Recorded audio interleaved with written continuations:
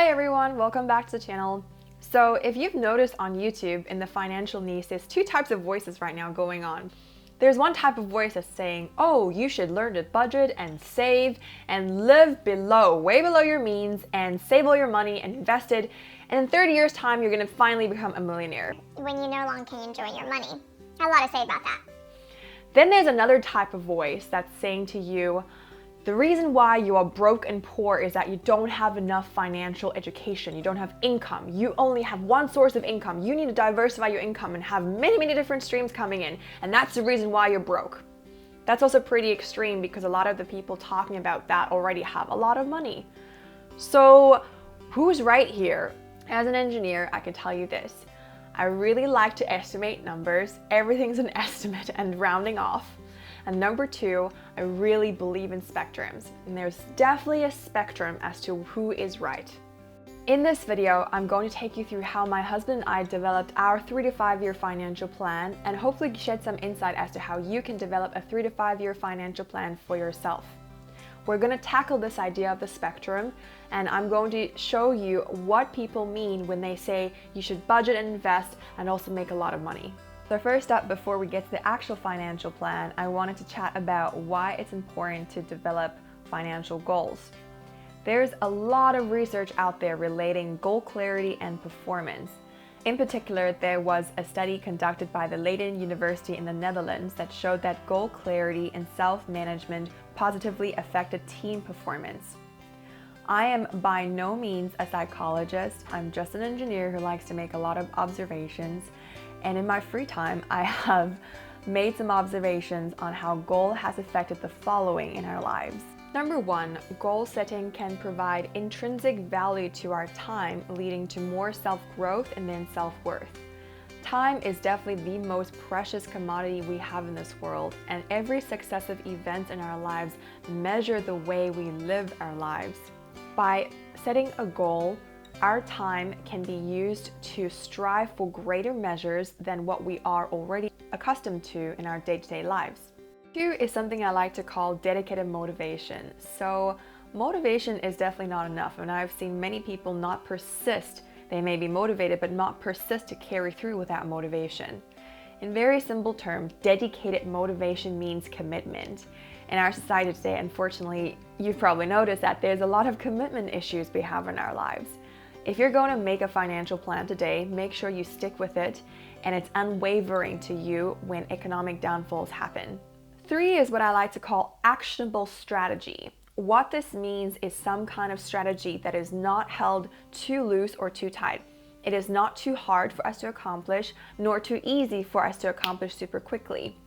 Developing an effective strategy is very crucial to hold ourselves accountable to when we are in the path of obtaining a goal. I would like you to ask yourself the following questions to season your goal better. 1. What is a goal that has direct implications on your morals? This sounds a little bit daunting, but let me explain this. So, when I came to America, I noticed that white Americans are always talking about how hardworking Asian Americans are. And yes, we are really hardworking, and that's why there's so many of us in colleges and universities. We have a goal in mind to help our parents and provide them a life that they deserve, that they never had when they were younger, because they spent their lives sacrificing for us as immigrants and working hard for us.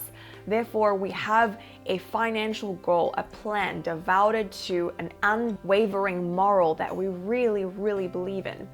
When we develop a financial goal revolving around essentially a part of who we are, it is unwavering and unshaken when it comes to economic circumstances. The financial goals I've seen that fail the most are the ones who are very surface level.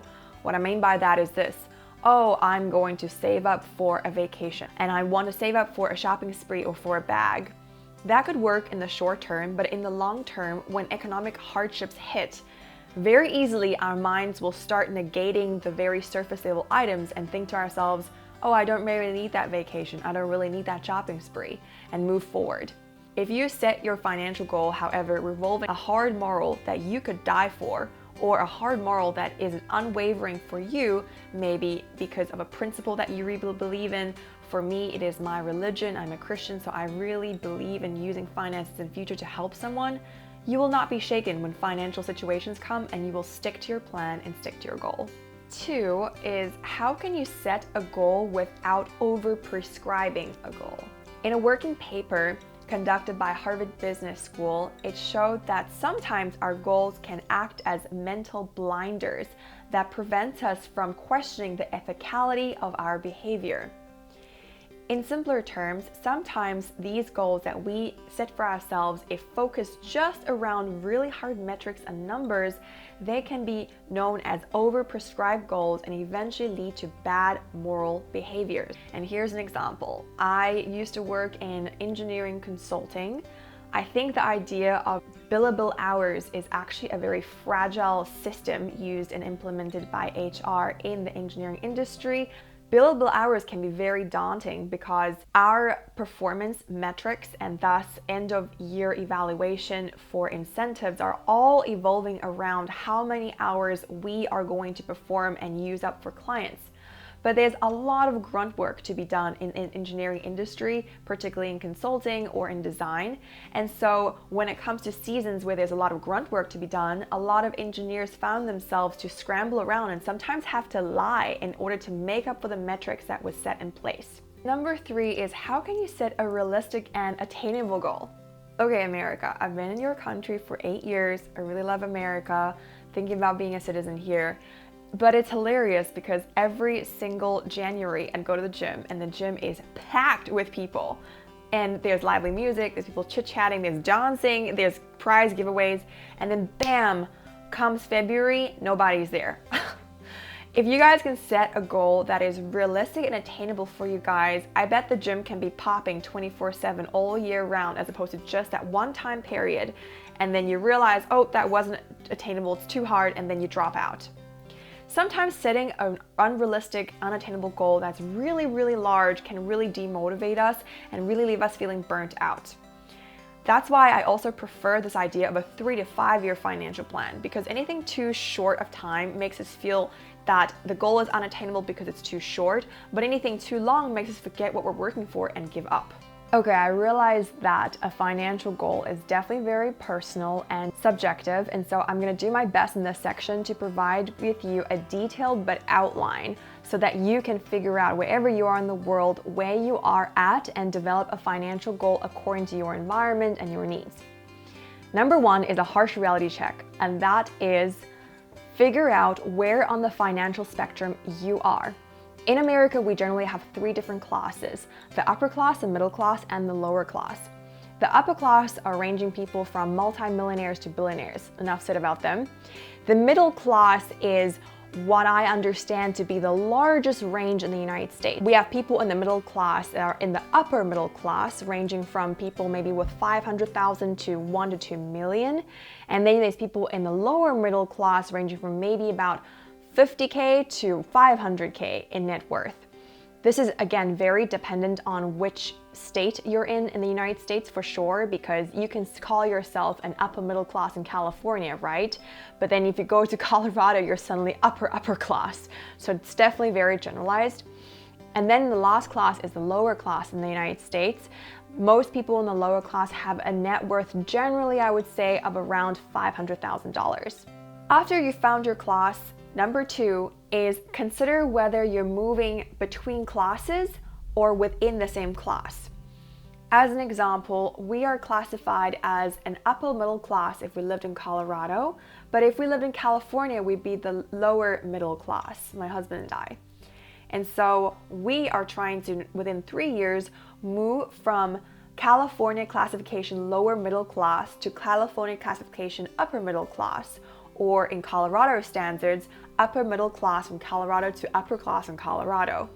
And in 5 years, we want to transition to completely upper class. 3 is the most important. Once you understand where you are and your class classification, take actionable steps. For those of you in the lower class, your job is to get educated about money. This is a class where you learn how to save and budget, how to build good credit, what it means to have a good bank account, what are the different bank accounts to choose from, and figure out how money is working in society, what it means to live in a debit versus credit society. In this class, you are focused on building good capital. So yes, saving, budgeting is for you and figuring out how you can get more educated on where you are with finances. For the middle class, for us, we are now in a combination of both. This is the spectrum. You are still living within your means or maybe slightly below your means to build some good capital.